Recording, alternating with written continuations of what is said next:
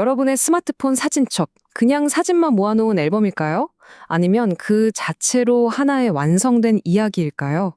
자, 오늘은요, 이 디지털 흔적들만을 단서로 삼아서 베트남 다낭에서 보낸 어느 일주일간의 여행을 한번 재구성해 볼 겁니다.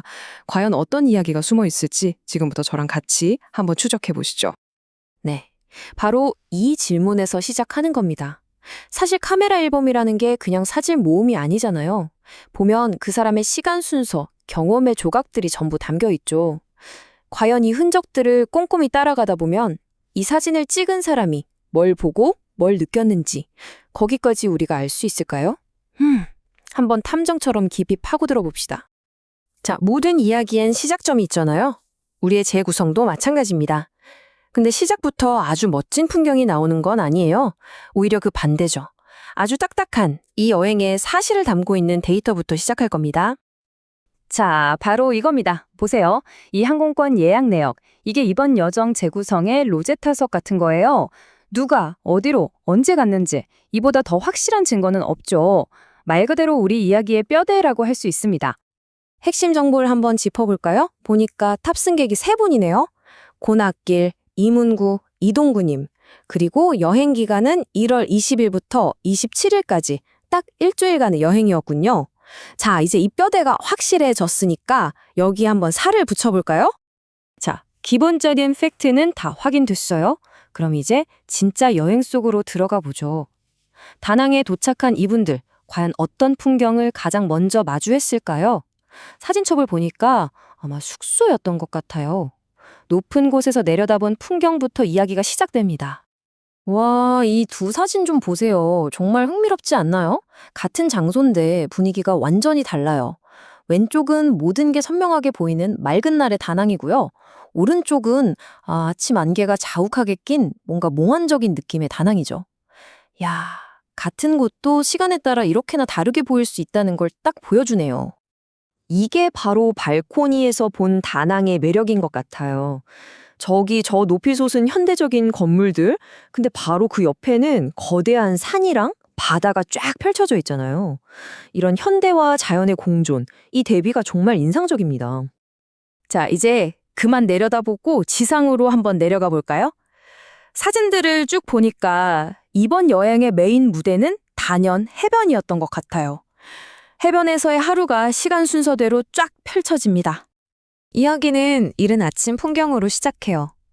아직은 조용하고 한적하죠. 몇몇 사람들이 물가를 따라서 걷고 있고 하늘도 부드러운 빛깔이네요.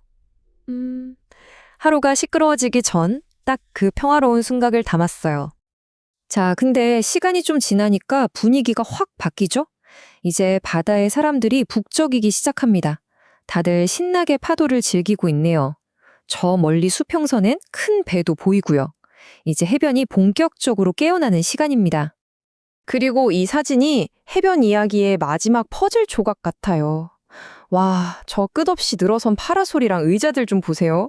이걸 보니까 알겠네요. 아, 여긴 그냥 동네 해변이 아니라 수많은 관광객들을 맞이할 준비가 완벽하게 끝난 그런 관광지구나 하고요. 여행하면 또 먹는 걸 빼놓을 수 없죠. 맞습니다. 이제 시선이 풍경에서 맛으로 옮겨가요. 그리고 자연스럽게 현지 사람들의 삶 속으로 더 깊이 들어가게 됩니다. 이것 좀 보세요. 오토바이에 과일을 가득 싣고 다니는 과일 장수예요. 망고, 망고스틴, 와, 두리안도 있네요. 이게 그냥 과일 파는 사진이 아니죠. 이건 말 그대로 움직이는 현지 시장이자 다낭 사람들의 일상적인 맛이 어떻게 배달되는지를 보여주는 생생한 장면입니다. 자, 다시 데이터 분석 시간입니다. 근데 이번엔 아주 맛있는 데이터예요. 바로 해변 식당의 메뉴판.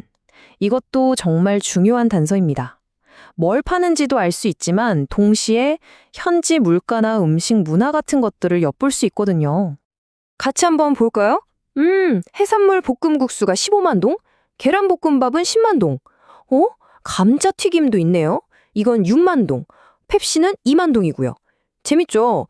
미사오 하이산 같은 현지 음식도 있고 감자튀김 같은 익숙한 메뉴도 있고 이런 가격을 보면서 아, 여기 물가가 이 정도구나 하고 감을 잡을 수 있는 거죠.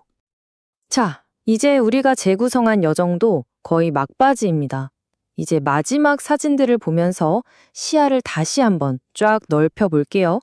이 사진들은 다낭이라는 도시가 가진 두 개의 얼굴, 그리고 여행자가 마지막으로 느꼈을 법한 어떤 인상을 담고 있는 것 같아요.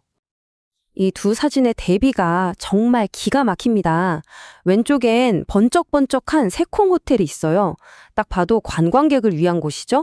그런데 오른쪽엔 짬디오 한이라고 쓰인 아주 소박하고 실용적으로 보이는 현지 사무소가 있습니다. 전혀 다른 두 세계가 바로 옆에 붙어서 공존하고 있는 모예요. 이 한 장의 사진이 그걸 다 보여주네요. 그래서 이런 말이 딱 어울리는 것 같아요. 같은 해변에 공존하는 두 세계의 이야기. 맞아요. 여긴 그냥 예쁜 관광지가 아니라 거대한 개발의 흐름과 현지 사람들의 삶이 바로 이 해변에서 만나고 섞이는 그런 공간인 거죠. 그리고 우리가 따라온 이 시각적인 여정은 바로 이 사진으로 끝을 맺습니다. 이건 정보나 사실이 아니죠. 그저 안개 낀 바다 위로 해가 떠오르는 한 폭의 그림 같은 풍경이에요. 뭐랄까 논리보다는 감성, 현실보다는 꿈에 가까운 그런 뭉클한 마지막 인상을 남기면서 말이죠. 자, 이렇게 사진 몇 장으로 여행 하나를 쭉 훑어봤습니다. 어디로 가서 뭘 보고 뭘 먹었는지 다 따라가 봤죠. 그런데 문득 이런 생각이 들어요. 우리가 본 이 디지털 기록들 너머에 있는 진짜 기억은 뭘까요? 사진에는 찍히지 않았던 시시콜콜한 농담들, 피부에 와닿던 그날의 햇살, 코끝을 스치던 바다 냄새. 어쩌면 그런 것들이야말로 이 여행의 진짜 이야기가 아닐까요? 혹시 이런 생각 해보신 적 있으세요? 우리 스마트폰에 그냥 흩어져 있는 사진이랑 데이터 조각들 있잖아요. 이런 것들이 모이면 과연 어떤 이야기가 될 수 있을까요?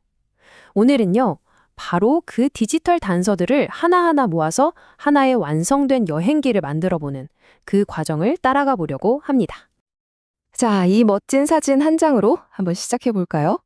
와, 정말 아름다운 해변하고 도시가 쫙 펼쳐져 있는데 대체 여기가 어디일까요? 그리고 이 사진은 과연 언제 찍힌 걸까요?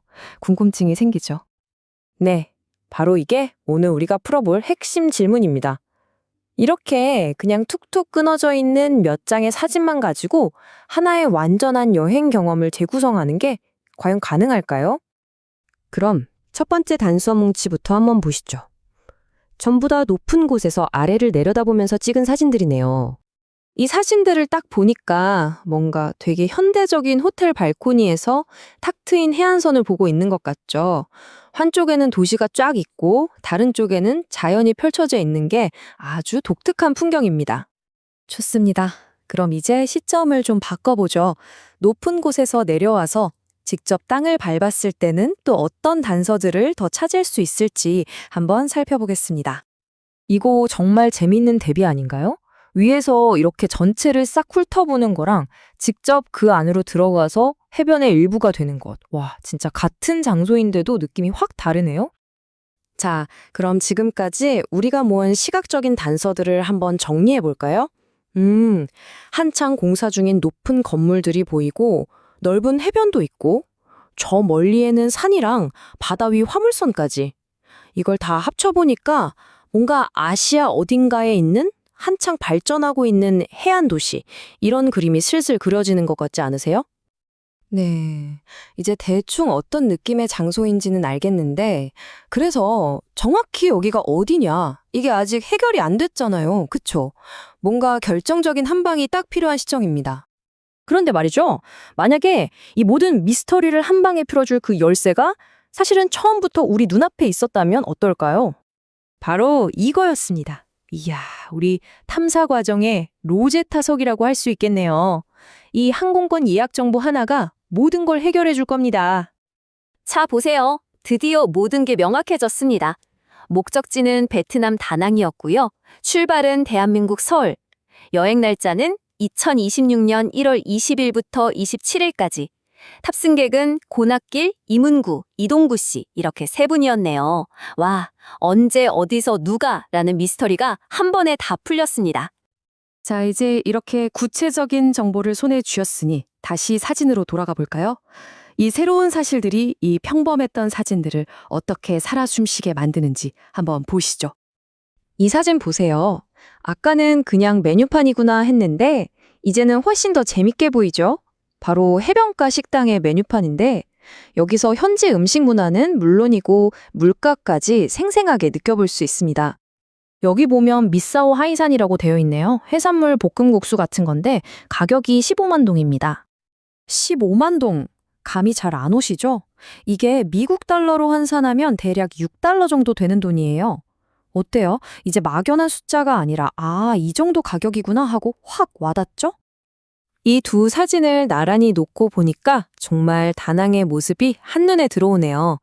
한쪽에서는 오토바이로 과일을 파는 현지 상인의 분주한 일상이 있고 바로 그 옆에서는 관광객들이 파라솔 아래서 한가롭게 휴식을 취하고 있고요. 바로 이런 게 살아있는 다낭 해변의 모습이겠죠. 자, 그럼 이제 한 걸음 뒤로 물러나서 좀 더 큰 그림을 한번 생각해 보죠. 이렇게 흩어져 있던 디지털 파일들이 모여서 우리 시대에 어떤 의미를 갖게 되는 걸까요? 이 사진을 한번 보세요.